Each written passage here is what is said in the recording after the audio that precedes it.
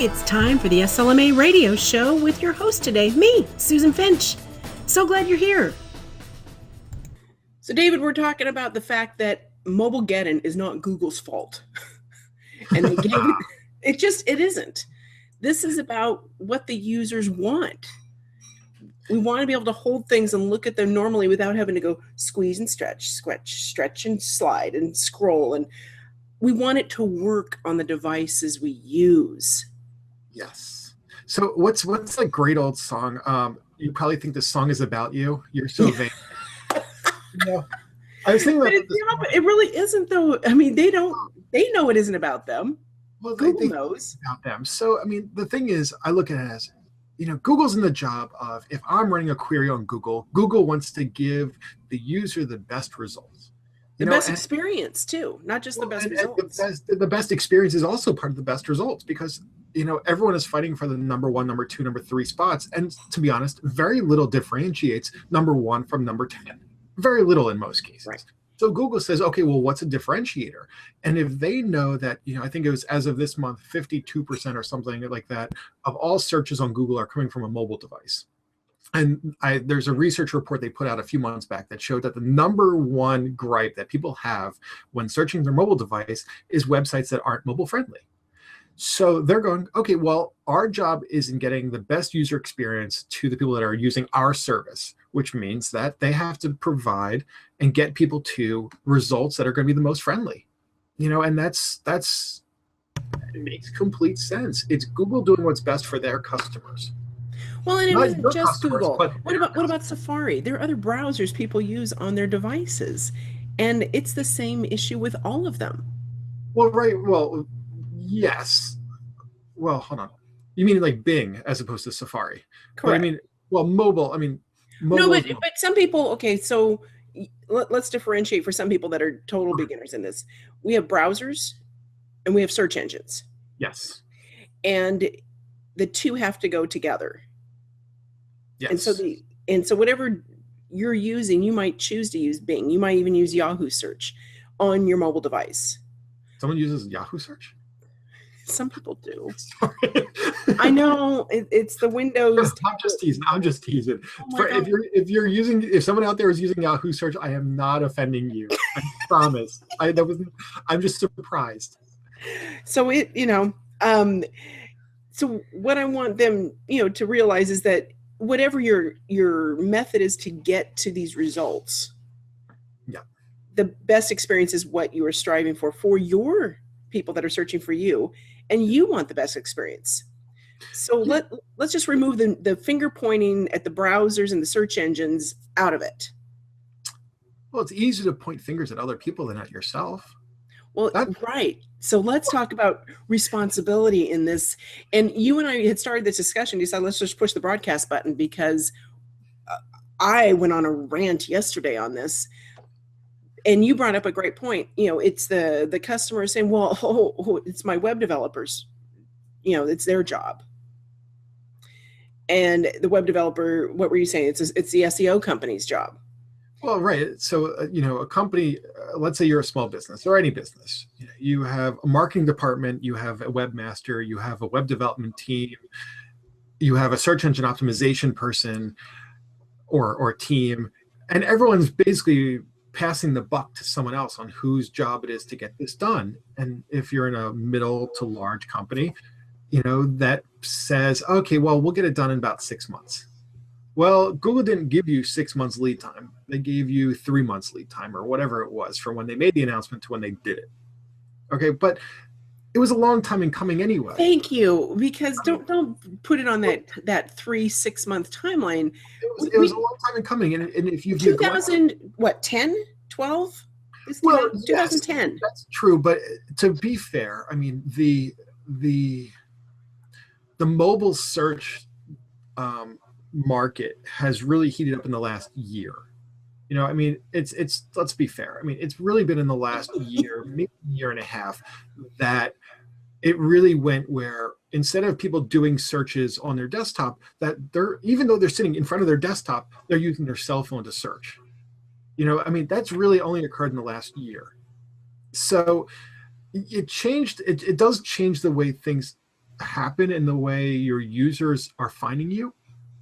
So I still have clients that are not mobile friendly, but I also know at the same time that, something like 2% of their traffic comes from mobile search. And that brings us back to your very big specialty, and that's analytics. It's knowing, and that is something that you guys have got to look at. And if you don't have, we're going to make the assumption you have a Google Analytics account already set up, and you should check to see where are they coming from. Yeah. And granted, for some of these companies, especially, let's say it's a housing builder and they're just looking for investors and things, and the investors are not searching for them on their phone. That does not change the fact that the investor is going to come to your office to sign a contract, and they want to be able to find you easily. I mean, every company has to do a cost benefit analysis. Right. By looking at what percentage of their users are coming by mobile, but also what percentage of their users they want to be coming from mobile. For example, I put out a post yesterday. I found that 20% of the visitors of the web traffic to a local butcher shop in Northampton, Massachusetts, were coming from an organic mobile search from Google. 20%. That's a lot. That's ridiculous. Like, it's a butcher shop. What are you doing? And especially if you Google them, you're seeing the local listing at the top anyway before you even have to click into the website. So things like the phone number, the address, the store hours are already provided. People want to see pictures of me. I guess so. I mean, it's fascinating. But, you have to look at it and go, well, is it important for me to put this focus on? And if so, because my users are doing it, then I need to do it. Regardless of what, regardless of the Google reward penalty system. If your users are coming and finding you that way, and you need to be found that way, then you need to put emphasis on making it user-friendly for all users, depending on where they're coming from and what device and browser and everything they're coming from using. And if you're not, you're missing out on users. You are, but you're also missing out on potential future users. This is not a flip the switch. Hey, okay, today I'm mobile. Now I need to find those customers today. It needs to also build momentum in mobile search and to be found. So, you guys might be sitting fat with your customers now and your clients, and you have enough and you're doing referral business, but at some point you may need to reach out. And when that time comes, you cannot backtrack. It's like when authors launch books and they put the book in print first, and then they say, okay, now I need people to come follow my site so they can go buy my book. Well, you have to start the discussion earlier. Exactly. Exactly it. And I mean, even if your business is not one that you think of as something that people are pulling up on your cell phone, you'd be surprised. I mean, I think you'd literally be surprised. I mean, I have a client who is a 90-year-old investment management firm, and they are now ranked third if you search for investment management or any of those related searches on mobile devices versus 7 for non-mobile devices. We found that I think about 25% of their traffic is coming in through Google organic mobile search. Why?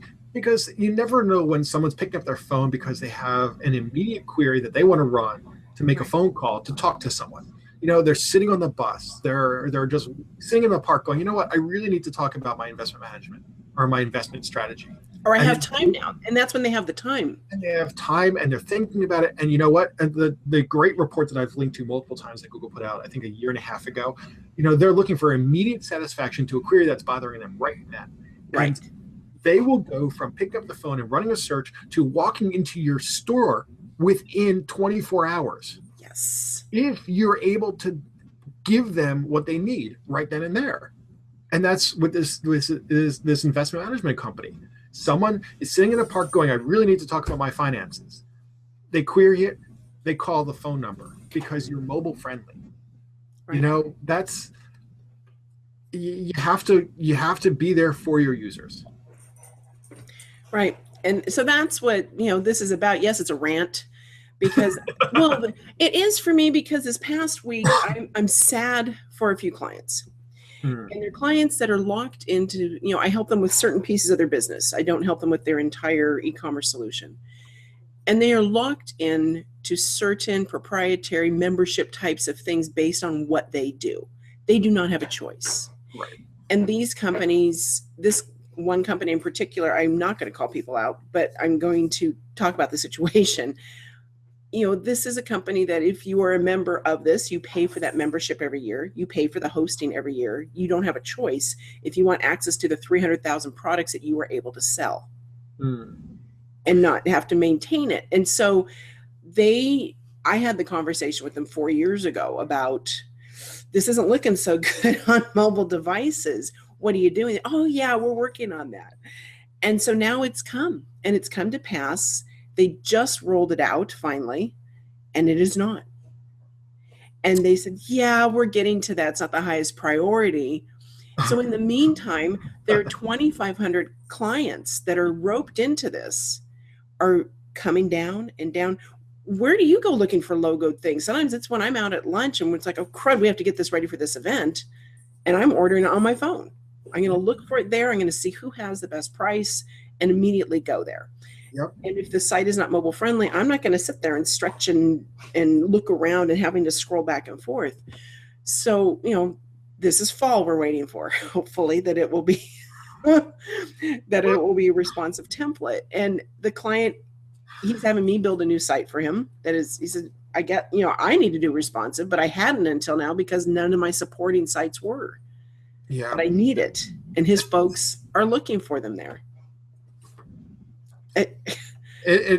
I'm not going to say that it's not without pain. There's a lot of pain points in this, and there are pain points, and they are a lot of companies like your clients that are going to be bringing up a lot of problems with their vendors and saying, why, you're costing me money now. You're costing me money in being in your platform. So what do you do? I don't have an answer to that. No, I don't either. It's basically until their customers all turn around and say, you're losing us money on a daily basis. You need to fix this right away, or walk away, that they're going to make a change. And, right. It's, yeah. And the other piece of that, as you were talking about earlier, the team members, it's the marketing, it's that. Even with a small company that might have one person or company doing all those roles, as professionals, it is our responsibility to broach these questions as marketing professionals, whether our marketing piece is analytics, whether it is the marketing plan, the media buy, the design work. Yep. All of us have that same responsibility to say, unless you're all sitting around with a corded phone and rabbit ears on your television, I expect you to know better, to at least say, where are your folks coming from? Are they coming from mobile? We should look at that percentage. And then on this new redesign, let's take that into consideration. Where do we want to grow our company? You're assuming intelligence where oftentimes there is no intelligence set up. Yeah. And that's unfortunate too. People that have analytics installed and they think that's the end result is, I've installed analytics, I'm doing my job, but I've never actually opened it or looked at what they've actually found in the report. And that's actually most businesses have never actually, they have analytics installed because everyone has analytics installed, but they've actually never looked at it and they have no idea what it means. But that's a symptom of lots of businesses with websites in general and with the online space in general. Oh, well, I have a website, it's doing what it needs to do, right? And then they turn to their web developer, their search engine optimization team, their marketer, and everyone's like, yeah, sure, it's doing what it's supposed to be doing. Nobody knows. It's interesting, since I've met you it's been like a year and a half now. When we first met and did our If I Had a Nickel show with Stepan Hovnanian, you inspired me to offer something to clients, and that is I do video tours for them and record it of analytics. It's like, there you go here, and you go here, and you go here. Yeah. And that's, I think, one of the best things. And I know you do that service. I mean, you take people on tours, you record it for them so they know what dashboards. to do. I just make dashboards. I say, just, you know what, if you do nothing, just go to the dashboard every day and look at the numbers that I've put for you right there on the dashboard. You don't have to do anything. Just look at the dashboard. And they go, okay, I can do that. I can open analytics and it goes right to the dashboard. They don't, that way there's no thought process. But, yep. I put out a case study on Tuesday, and it's funny how, the hardest part, and this comes back to the need for mobile and all those other parts, is getting people invested and excited about looking at their website and their strategy and everything else like that. Because more often than not, they just put it out there like they're hanging a shingle outside their brick and mortar store, and then they forget about it. Right. And unfortunately, that's this mobile Armageddon, whatever you want to call it. It really bit those people in the butt, because they were the ones primarily who had just put out a website and forgotten about it. Who never look at what percentage of people are coming in from their mobile devices, who have no idea what percentage of their traffic comes from Google, who have no idea whether their website is being successful or not successful, because it's not on their list. They just literally hung out a sign and said people will come. And that's what it is. It's a sign. It's a brochure for them. It is static. It doesn't live. Even if it's an online store, they just put it out there and they forget about it. And like, oh yeah, we have to put some products in there. Okay. And we need to talk about the products, and we need to keep it going, keep that conversation going. We can't just shove it out there. I mean, even when folks, if you have a retail display store, you still rearrange stuff. You still tell a story when you're trying to sell something, or at least I hope you do. So, as much as this is a rant as well, it's we feel your pain. I was having a conversation yesterday with a guy who has a client with an e-commerce store, and the sole description that they put into their product descriptions was the dimensions of the product. That was it. Like, there was no text. There was just, here's the dimensions of the product. And the client was like, well, why do I have to put in text? It's got a picture. Can I give you a list of reasons? But that's the thing, is that, oftentimes people think that if I just hang it out there, it's okay. It'll do its job. And like I said, this was a wake-up call to, I think, a lot of businesses, if they're even paying attention, to be honest, because some don't even know that there's this mobile Armageddon. But for the ones that this was a wake-up call, it should hopefully be a big wake-up call, not just to fix your website and make it mobile friendly, but to really figure out what's your website about and what are you doing for it, and all these other things, all these questions that really need to get you re-interested in your website and the website strategy and how you're marketing it and who's in charge of marketing it and all, the big bag of questions. I mean, cost-effective wise, compared to the rent you pay to brick and mortar, compared to printing things, it's one of the least expensive ways. You have most of the knowledge in your head and can be taught how to get it out there. Yeah. And I agree with you. It is a wake-up call. It's a fabulous opportunity, guys, for you guys to refresh. My client with all the logoed products, it finally hit him. He said, I get what you've been saying. He says, throw away the old site, start fresh, make me look current. I'm ready. And that was, to me, for him, it was huge. And for me, it was so exciting to hear it in his voice, this new, yes, I'm ready to attack it again. I'm ready to go get more business. I'm ready to go for new people, because other things are drying up. My old mailing list, physical mailing lists, are drying up. And so to hear that excitement, that just makes my heart sing. Well, and that's how, I mean, in our industry, that's how we separate good clients from lackluster clients. I'm not going to say bad clients, just lackluster clients. Right. The ones that are excited about it as you are, and you can feed off that excitement to really develop a solution for them that is going to make an impact on their business. Whereas there's the other ones that maybe you have once in a while, you'll sneak in a little, an Easter egg in there just to get them excited, so that 2 months down the road, you can point to it and go, hey, look at what I did that I didn't even tell you about, but is returning dividends. And then you hope that spark gets there. And sometimes it does, sometimes it doesn't. I mean, yeah, you can only give so much to people and try to get them excited about their own stuff for so long. And I think that this is an opportunity, as opposed to, how dare Google do this to me? But I know. But yeah, and I mean, there's so many stopgap measures you can do in the meantime if that's a fear for you. But or if you have no control and you can't fix it yourself. So let's give people some hope. Let's give them like 3 things they can do. Duda Mobile, DUDA mobile.com. is one that I've used for a number of clients.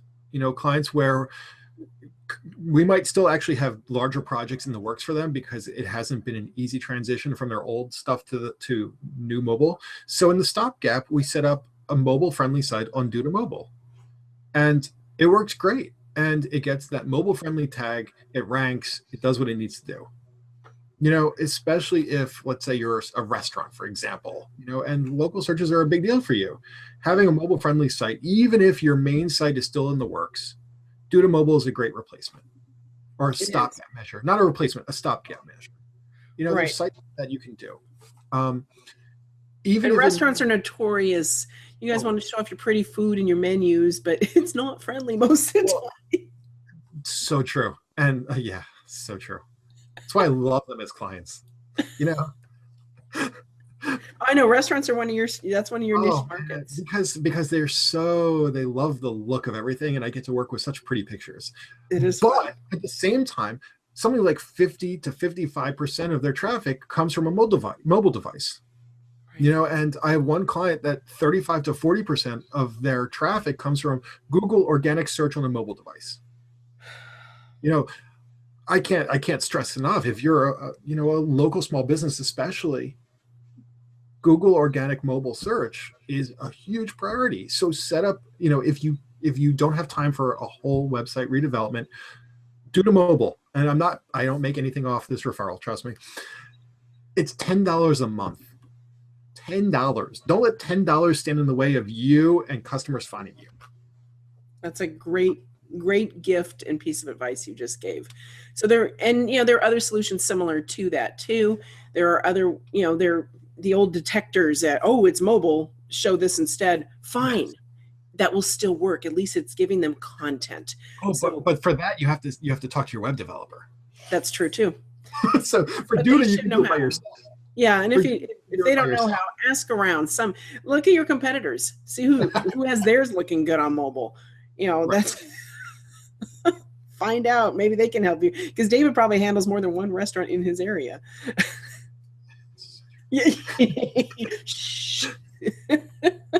No, I mean, well, hey, there's plenty of people going out to dinner to take care of everyone.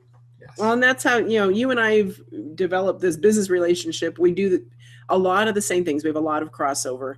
There's enough for all of us, and I have to tell you, from both of our perspectives, folks, all we want is for your businesses to grow. There is no ego from either of us in this. We just want you to do best so you can make more money, make more people happy, and share the wonderful things you do. Yes.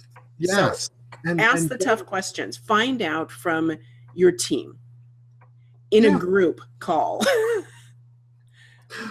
Yes, exactly. In a group call, who is doing this and what's the timeline? And we need to get this done yesterday. Yeah. And get rid of the shoulda, wouldas. Let's move forward and say, when are you going to give me a solution? How much is it going to cost? Because it's not free. And that's where some people say too, they should have done that for me. No, it's still time. And you just didn't pay for it yet. So it still needs to be done.